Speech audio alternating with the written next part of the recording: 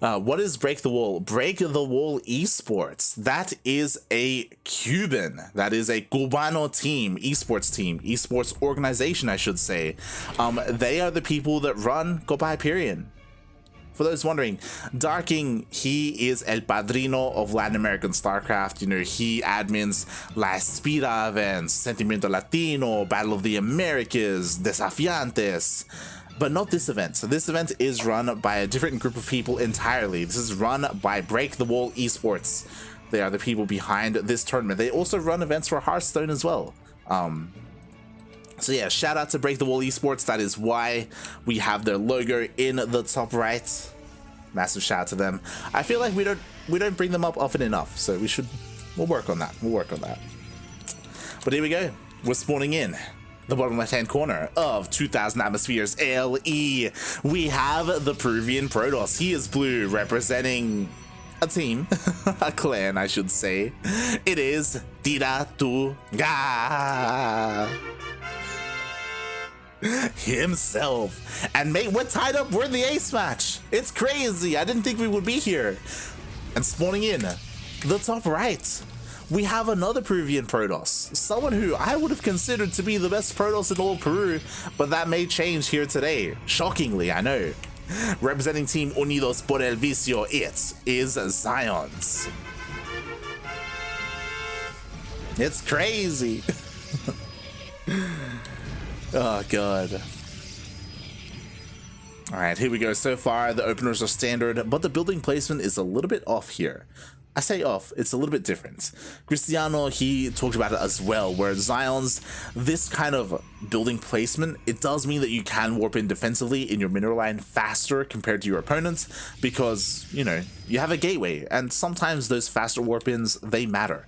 On top of that, it also means that your production, more importantly, your cyber core isn't exposed at the ramp, in case there's early aggression and in other matchups, you know, if there are like tank pushes or something like that, sometimes your initial buildings can be under threat.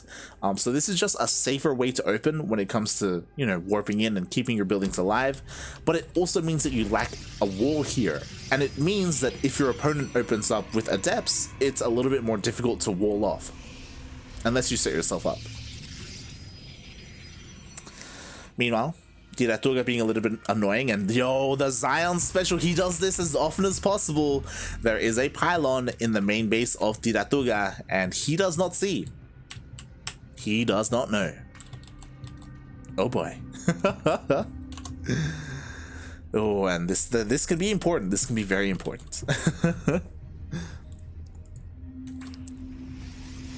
Oh boy, so we'll see how this goes here. Tiratuga is opening up with a Stargate, not a Twilight Council. Meanwhile, XionS hasn't really gone for anything yet, which I'm a little bit surprised by. We do have a bit of a trade here in the middle of the map with the Stalkers, but Tiratuga does end up going down in that trade.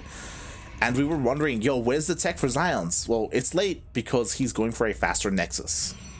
Nexus not too far behind here for Tiratuga. It is still on the way, and this has to be like a Twilight Council opening, right? Like, XionS, what's the plan? Is the Madman going to throw down a Robo? That's what I want to know. Meanwhile, there we go. The two adepts are being warped in across the map. Oh no, this is going to be devastating. The boys, he doesn't notice. Oh god, they're being forced off the line here to fight against the adepts. The adepts, they were having some pathing issues there, but oh my god, probes are falling. More probes than really should have, honestly. 6 probes go down. Ay, ay, ay. Finally, Tiratuga, he sees, ooh, a bit of an all-army hockey there. The Oracle did come back home to help deal with the pylon. Finally, it's going across the map. But what's important is that XionS, he saw the Stargate. He saw the Oracle. He knows what's coming his way. Already has a shield battery in the main base. Already has Stalkers in position at the natural. This Oracle shouldn't deal too much damage. It shouldn't deal any damage. But we'll see. Maybe he can get a probe. Up. 1, 2. Oh, 1 so far. Oh, and a lot of damage gets dealt to that Oracle. Meanwhile, the pylon was finally cleaned up. Oh, the Oracle took a couple more shots as well. Oof. Ay, ay, ay.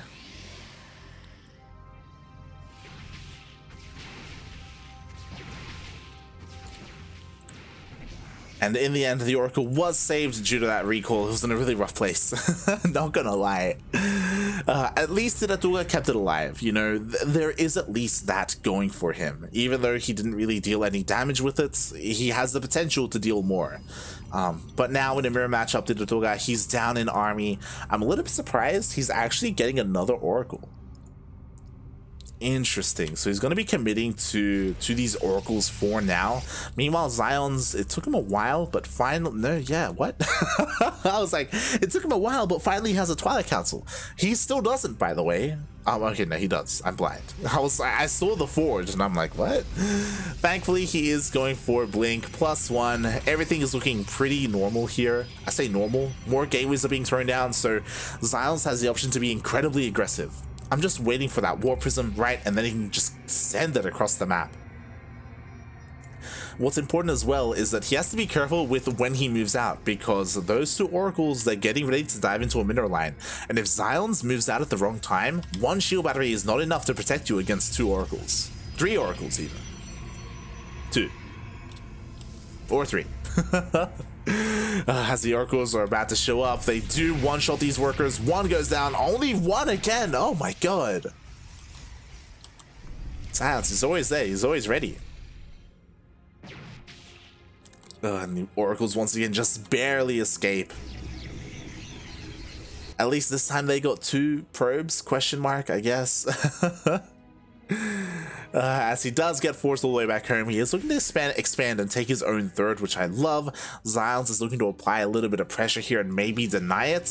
It's going to be difficult though, because we do have an immortal for Tiratuga. Oh, nice blink, nice snipe on the first oracle. We're gonna see a cancel, we're gonna see a cancel. Up, up, up. Ooh. He goes back for it. No, one more, one of us. XionS, oh, there was an opportunity there earlier for him to maybe get another wave of shots off, but he didn't go for it.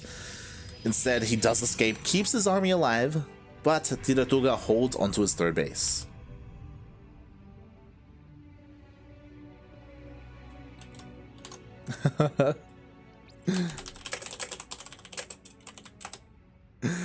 Oh boy. Meanwhile, XionS, he establishes his own, and we have a massive gateway explosion here. Do we have charge? We don't have charge yet, but oh my god, +1 attack is already done, +2 is on the way. We have a Templar Archives for those Archons from both players. Again, they're both taking up in the same direction, but I am surprised that XionS doesn't have charge for Charged Archon. There we go. Finally, it does start for XionS, a little bit delayed. As we do see Tiratuga, his is basically done. But the reason for that is because he did skip his blink. So XionS has a more mobile army. Tiratuga, he has the potential to like really explode into those charge lots. And maybe find a timing. Maybe. Solid maybe on that one. Meanwhile, they both just get their thirds up and running. Of course, XionS, he is faster, right? He's already got his gases on the way. He's already fully saturated. Tiratuga is slowly working his way back up. But this is all going to come down to the engagement, to how the charge lots engage into those Archons, how the Archons are positioned. Outside of that, there's nothing too crazy going on. Like, no one is taking up. We don't see a Robotics Bay. We don't see a Disruptor or anything like that. Not yet, anyway. And here we go. The first sign of aggression. XionS, he has his War Prism. He's here. He's across the map. He has to be careful. There is a Stasis Ward. Oh god. Does he see? He does. Ooh, only gets one Archon. The Archon now working as a kind of force field in between both of them. We go, more charge lots are being warped in. But Tiratuga, mate, he's got the Immortals. He's pushing on forward. I feel like he's got a bit of a better arc here. The Immortal of XionS is exposed. Both of them are exposed. They both go down instantly. Oh my god. Now there are only gateway units remaining for XionS. Oh no. The Oracle. And I think XionS, not really feeling it right now. He's expanding, taking a 4th base. Both of them are, to be fair. And honestly, I'm impressed by Tiratuga. I'm not gonna lie here. Like, I didn't think that he could really keep up with XionS like this.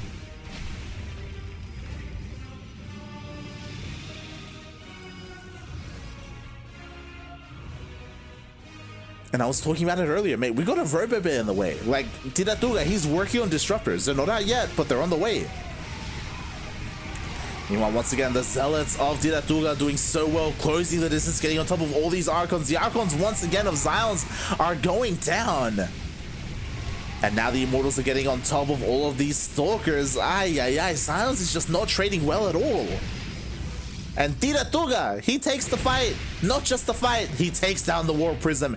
Any kind of aggression, any kind of counterattack is just off the table now. XionS, please. He's running back home, but this army is terrifying. What I will say is that, unfortunately, there it is. Like, because there's no War Prism for Tiratuga, like, he can't really counterattack.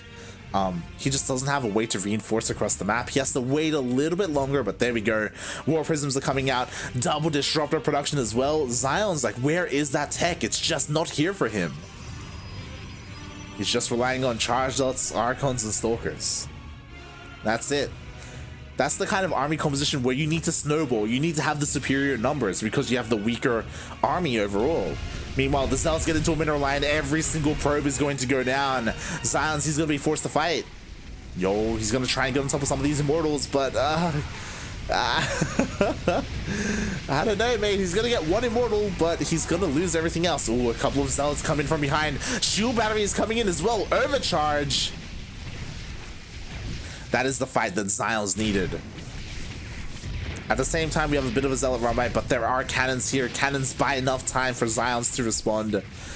And for the first time, XionS takes a very convincing fight, but it cost him a mineral line. Thankfully for XionS, Tiratuga wasn't making probes, so it was an okay loss. Ooh, interesting.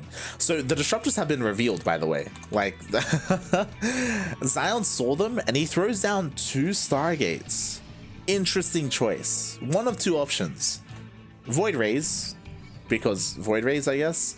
The other one would be Phoenixes. Phoenixes, they're great at picking up and CCing these disruptors. But he needs a little bit of time. Meanwhile, the disruptor shot goes off. Decent connection. 2 Zealots go down at the same time. Tiratuga is getting ready to go for this counterattack, dive into the natural, maybe into the main base. XionS needs to buy a little bit of time to get these Stargates up and running. And for the Phoenixes? Phoenixes? Oh god. But they're still on the way. And in comes Tiratuga. Oh my god. 5 disruptors. That's insane. Are they going to connect? There's no blink! There's no blink! Okay, no, there's a blink. Never mind. I should say the Archons don't have blink. Some of them go down at the same time. We have the Zealots rushing in. Everything goes down here at the natural base. Phoenixes are going to do nothing against those charge lots. Oh my god. The balls, they're going off. The Phoenixes, they're doing what they can. They're picking up some of the disruptors, but it is not going to be enough here. There's just too much on the ground. And Tiratuga, he's taking the fight. Not just the fight, he's gonna take the game. The natural is no more. The 3rd base is gonna go down. The 4th is gonna go down. What kind of army does XionS have left? He has charge lots. And 1 Phoenix. That's all he's got. Mate, XionS didn't take this seriously enough. GG gets called. And Tiratuga takes the series 2-1. Wow.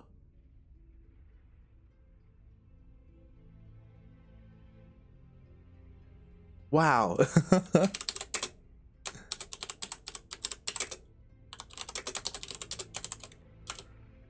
GG, well played. I'm not gonna lie, I wrote Tiratuga off. I assumed that XionS was just gonna walk over his opponent, you know, just move on to the semifinals, go up against Jimbo in a pretty easy fashion, but no, that was crazy. Tiratuga fights back. And I think for the first time, he's going to make it to the semifinals. I don't think that that's ever happened before, ever, in a Copa Hyperion or a Sentimiento Latino.